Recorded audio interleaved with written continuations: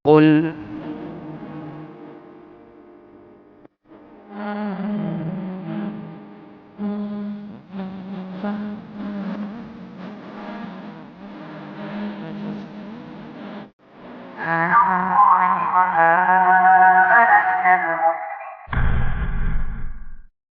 Innal hamdalillah nahmaduhu wa nasta'inuhu wa nastaghfiruh wa na'udzu billahi min shururi anfusina wa min sayyiati a'malina may yahdihillahu fala mudhillalah wa may yudlilhu fala hadiyalah wa asyhadu an la ilaha illallah wahdahu la syarikalah wa asyhadu anna muhammadan abduhu wa rasuluh. Allahumma shalli ala nabiyyina Muhammad wa ala alihi wa man tabi'ahum bi ihsanin ila yaumiddin. Qala Allah Ta'ala fi kitabil karim, ya ayyuhalladzina amanu taqullaha haqqa tuqatih wa la tamutunna illa wa antum muslimun. Wa qala ta'ala, ya ayyuhan nasu taqu rabbakumul ladzi khalaqakum min nafsin wahidah wa khalaqa minha zawjaha wa batsa minhuma rijalan katsiran wa nisaa'a wattaqullaha alladzi tasaaluna bihi wal arham innallaha kana 'alaikum raqiba. Wa qala ta'ala, ya ayyuhalladzina amanu taqullaha wa qulu qawlan sadida yuslih lakum a'malakum wa yaghfir lakum dzunubakum wa may yuti'illaha wa rasulahu faqad faza fawzan 'azima. Fa inna asdaqal hadisi kitabullah wa khairal huda huda Muhammadin sallallahu alaihi wasallam wa syarrul umuri muhdatsatuha wa kullu muhdatsatin bid'ah wa kullu bid'atin dhalalah wa kullu dhalalatin finnar. Ma'asyiral muslimin, jamaah salat Jumat yang mugi-mugi senantiasa dirahmati dan diberkahi oleh Allah Subhanahu wa taala. Kita bersyukur pada Allah Subhanahu wa taala atas nikmat dan karunia yang telah Allah anugerahkan kepada kita sekalian, sehingga di kesempatan Jumat kali ini kita masih diberikan kesehatan, sehat walafiat, masih diberikan umur panjang, dan lebih daripada itu semuanya Allah masih memberikan kita nikmat yang begitu besar, nikmat iman dan Islam, sehingga kita mudah untuk melakukan amal-amal ibadah dan ketaatan, semuanya berkat taufik dan hidayah dari Allah Subhanahu wa taala. Salawat dan salam semoga tercurah kepada junjungan kita Nabi besar Nabi Agung Muhammad sallallahu alaihi wasallam, pada para sahabat radhiyallahu anhum, semoga Allah meridhai mereka semuanya, kepada para tabi'in serta para ulama yang telah memberikan contoh yang baik kepada kita semuanya, begitu juga kepada setiap pengikut Nabi yang mengikuti beliau dengan baik hingga akhir zaman. Kaum muslimin yang semoga senantiasa dirahmati oleh Allah Subhanahu wa taala, kita ketahui bersama salah satu kewajiban dalam agama kita yaitu mengenai kewajiban berhaji ke Baitullah. Yaitu berhaji ke Baitullah ini diwajibkan bagi orang-orang yang mampu secara fisik dan juga mampu secara finansial. Mampu secara fisik, punya kekuatan untuk melakukan manasik-manasik haji nantinya. Juga secara finansial, dia orang yang berpunya, dia orang yang mampu untuk mengeluarkan biaya besar sehingga bisa untuk pergi berhaji. Inilah yang Allah Subhanahu wa taala perintahkan dalam surat Ali Imran ayat ke-97. Allah berfirman, walillahi 'alan nasi hajjul bait man istata'a ilaihi sabila wa man kafara fa innallaha ghaniyyun 'anil alamin. Allah berfirman, dan kepada Allah lah setiap manusia itu wajib untuk menunaikan haji ke Baitullah. Di sini dikatakan man istata'a ilai sabila, ditujukan bagi orang yang mampu untuk melakukan ibadah haji, yaitu mampu secara finansial, dia orang yang berpunya, yang memiliki penghasilan sehingga bisa untuk mengeluarkan biaya besar sehingga bisa pergi berhaji, dan juga mampu melakukan perjalanan secara fisik. Dan siapa yang mengingkari hal ini, ingatlah bahwasanya Allah Subhanahu wa taala Ghani. Allah itu tidak membutuhkan makhluknya. Allah itu maha kaya dari apa yang ada di semesta alam. Kemudian kita juga mengetahui dari hadis Nabi sallallahu alaihi wasallam, dari hadis diriwayatkan dari sahabat Abdullah bin Umar. Nabi sallallahu alaihi wasallam itu bersabda, Islam itu dibangun di atas 5 perkara. Bunyal Islamu ala khamsin. Islam itu dibangun di atas 5 perkara. Di antara perkara yang disebutkan oleh Nabi SAW,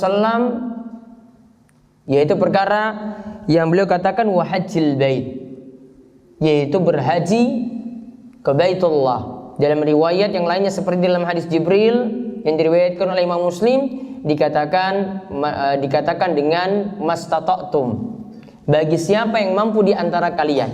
Maka berhaji di sini dikaitkan dengan kemampuan. Ada pelajaran-pelajaran penting dari berhaji yang di sini kita bisa ambil dan kita bisa renungkan. Yang pertama, kadang dalam beberapa ibadah itu dikaitkan dengan kemampuan. Artinya kalau yang tidak mampu maka tidak dikenai kewajiban. Islam mendatangkan kemudahan. Dan di dalam surat Al-Baqarah Allah juga berfirman, la yukallifullahu nafsan illa wus'aha. Allah itu tidaklah membebani manusia kecuali apa yang mereka mampu untuk memikulnya. Allah tidaklah membebani manusia kecuali apa yang telah mereka mampu untuk memikulnya. Kalau tidak mampu untuk melakukannya maka tidak dibebani kewajiban tersebut. Maka kaitannya di sini dengan ibadah haji, Bapak sekalian perhatikan, Allah mengaitkannya dengan kemampuan melakukan perjalanan. Maka coba perhatikan dalam syariat-syariat kita yang lainnya, ketika kita tidak mampu berwudu, maka nanti ada gantinya juga.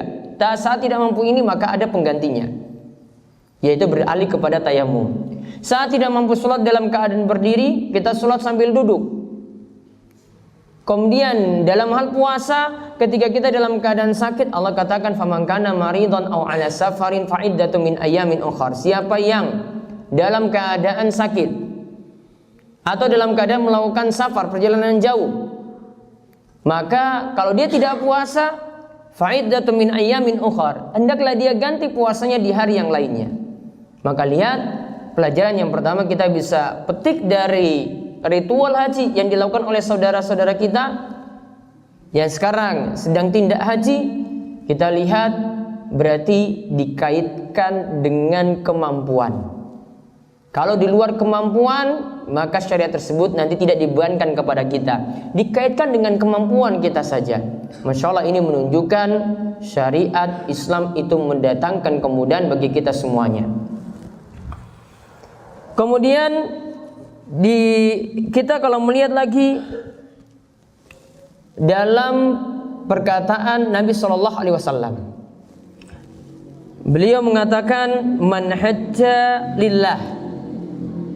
Dalam suatu riwayat disebutkan dengan kalimat lillah, man hajja lillah falam yarfus wala yafsuk. Siapa yang berhaji karena Allah, lantas dia tidak keluar saat berhajinya kata-kata kotor, walam yafsuk, dan dia tidak melakukan kefasikan, roja'a kayaumi waladathu ummahatuhu. Roja'a kayaumi waladathu ummuhu. Kata Nabi SAW, hadis ini diriwayatkan oleh Imam Bukhari dan Muslim, siapa yang berhaji karena Allah dan dia tidak melakukan kata-kata kotor, tidak mengeluarkan kata-kata kotor, dan juga dia tidak melakukan kefasikan, maka pahalanya sangat-sangat besar. Dia akan kembali nanti selepas haji seperti seorang ibu yang melahirkan anaknya. Jadi seperti bayi yang baru lahir ketika orang itu baru pulang dari haji. Pelajaran yang bisa kita petik di sini yang kedua, bahwasanya dalam ritual haji hendaklah dilakukan ikhlas karena Allah Subhanahu wa taala. Ikhlas ingin menggapai ridha Allah Subhanahu wa taala. Bukan ingin mengejar strata sosial. Bukan ingin mengejar kedudukan tertinggi di masyarakat. Bukan ingin mendapatkan pujian dari orang banyak. Wah, iki wong sugih pantas wis haji. Bukan ingin cari pujian, namun dia benar-benar berhaji memang ikhlas karena Allah Subhanahu wa taala, ingin menggapai ridha Allah Subhanahu wa taala. Maka Allah Subhanahu wa taala juga tegaskan dalam surat Al-Kahfi, "Faman kana yarju liqa'a rabbih." Siapa yang ingin berjumpa dengan Allah Subhanahu wa taala, berjumpa dengan Rabb-Nya, falyamal amalan salihah, maka hendaklah dia melakukan amalan saleh, wala yusyrik bi ibadati rabbih ahada, dan janganlah dia berbuat syirik dengan melakukan ibadah kepada selain Allah Subhanahu wa taala. Maka kalau kita ingin berjumpa dengan Allah dengan baik, berjumpa dengan Allah dalam keadaan yang selamat, maka lakukanlah amal soleh yang sesuai dengan tuntunan. Kemudian yang kedua, lakukan amalan tersebut dengan ikhlas, ingin menggapai ridha Allah Subhanahu wa taala. Maka sebagian ulama sampai punya kalimat seperti ini. Ibnu Umar itu pernah berkata, ketika melihat, wah ini banyak sekali sekarang yang pergi berhaji. Ibnu Umar lantas ketika itu berkata, iya memang mereka itu pergi haji, namun orang yang berhaji dengan benar itu sedikit. Orang yang pergi haji itu banyak, namun yang berhaji dengan benar itu sedikit. Atau kalimat singkatnya, orang yang pergi haji itu banyak, namun yang berhaji itu sedikit. Yang pergi itu banyak, namun yang berhaji itu sedikit. Kenapa?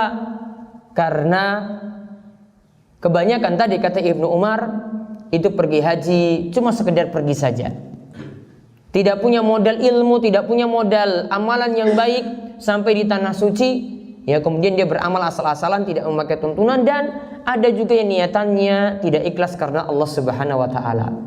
Maka tadi kata Ibnu Umar, banyak yang pergi haji namun tidaklah berhaji. Banyak yang pergi haji namun tidaklah berhaji. Artinya dia cuma sekedar pergi, namun amalan hajinya itu ada yang tidak diterima oleh Allah Subhanahu wa taala. Sama seperti sholat kita. Banyak yang melakukan sholat, namun ada yang melakukan sholat, sholatnya tidak diterima. Karena pernah Nabi SAW itu menyaksikan ada seorang yang pernah masuk masjid. Dia sholat tidak memakai tumak nina. Dia sholat cepat-cepat, memakai perhitungan waktu. Maka ketika itu Nabi SAW katakan padanya, irji fasolli fa innaka lam tusolli. Ulangi sholatmu, sholatlah lagi, karena sebelumnya kamu itu memang benar-benar belum sholat. Dia ulangi lagi sholatnya. Nabi SAW tegur lagi, irji fasolli fa innaka lam tusolli. Ulangi sholatmu, kamu memang tadi sholat, namun sholatmu itu tidak benar.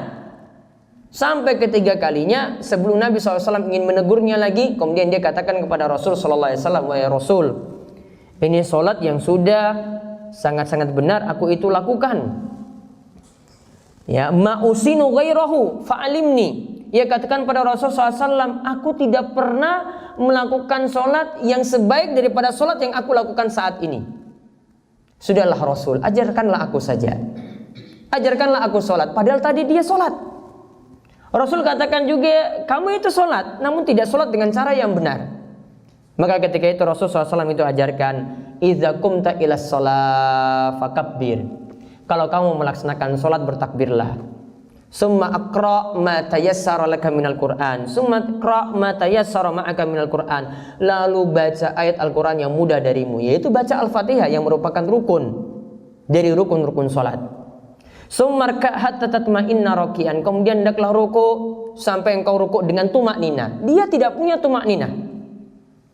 Summa rfa' hatta ta'tadila qa'iman. Kemudian engkau berdiri tegak. Engkau berdiri tegak sampai badan-badanmu itu lurus.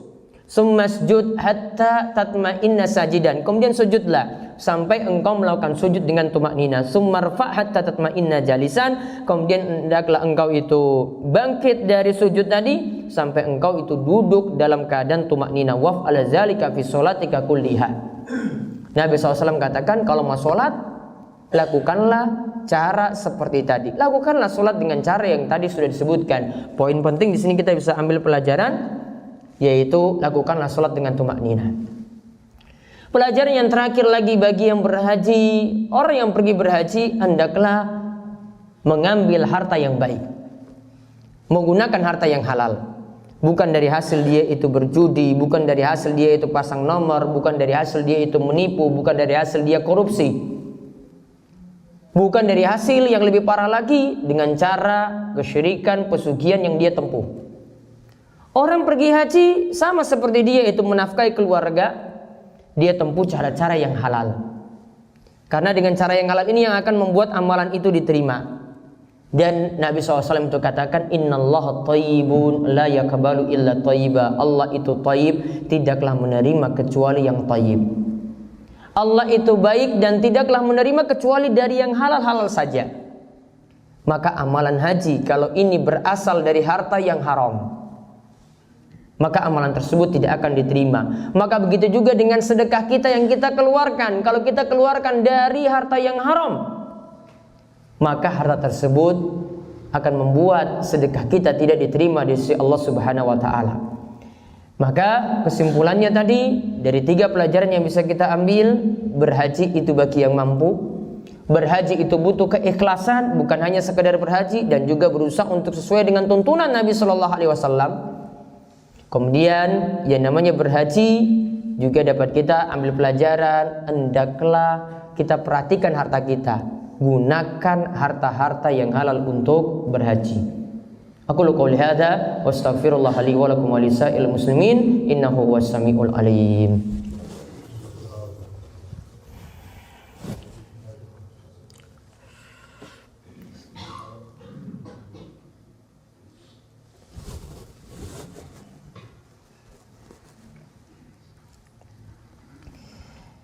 Innal hamdalillah nahmaduhu wa nasta'inuhu wa nastaghfiruh wa na'udzu billahi min syururi anfusina wa min sayyiati a'malina. May yahdihillahu fala mudhillalah wa may yudlilhu fala hadiyalah. Wa asyhadu an la ilaha illallah wahdahu la syarikalah wa asyhadu anna Muhammadan abduhu wa rasuluh. Allahumma shalli ala nabiyyina Muhammad wa ala alihi wa man tabi'ahum bi ihsan ila yaumiddin. Kaum muslimin, para jamaah sekalian yang semoga senantiasa dirahmati oleh Allah Subhanahu wa taala. Ada hadis dari Aisyah. Ia katakan pada Rasul SAW, wahai Rasul SAW, engkau tahu jihad yang paling afdal, jihad yang paling utama, dan bolehkah kami, yaitu para wanita, pergi untuk berjihad? Kemudian Nabi SAW katakan kepada Aisyah, jika wanita itu ingin pergi berjihad, beliau katakan afdolul jihad hajjun mabrur. Sebaik-baik jihad itu adalah haji yang mabrur. Sebaik-baik jihad itu adalah haji yang mabrur. Perhatikan pada kalimat dikatakan haji yang mabrur. Mabrur ini berasal dari kata dalam bahasa Arab albir, yang punya makna kebaikan. Artinya kalau orang itu berhaji, hajinya haji mabrur, setelah berhaji berarti jadi orang yang lebih baik. Jadi orang yang lebih baik daripada sebelumnya. Atau dikatakan oleh Imam Nawawi dalam Riyadhus Shalihin, beliau katakan mabrur yang dimaksud huwallazi la yartakibu sahibuhu fi ma'siyah. Kata Imam Nawawi, orang yang hajinya mabrur setelah dia berhaji, atau ketika dia berhaji dia tidak melakukan maksiat lagi, atau maksiat yang dia minimalkan, dan dia jadi orang-orang yang benar-benar bertobat pada Allah Subhanahu wa taala. Apa yang bisa kita petik dari amalan haji yang mabrur di sini? Bukan hanya amalan haji yang kita butuh mabrur. Amalan sholat kita juga butuh mabrur. Amalan puasa kita juga kita butuh mabrur. Amalan sedekah kita dan amalan-amalan yang lainnya kita juga butuh mabrur. Yang dimaksud sini apa? Yaitu kita butuh amalan-amalan tadi kita jaga terus dan juga kita butuh agar setelah melakukan amalan-amalan soleh kita jadi lebih baik daripada sebelumnya.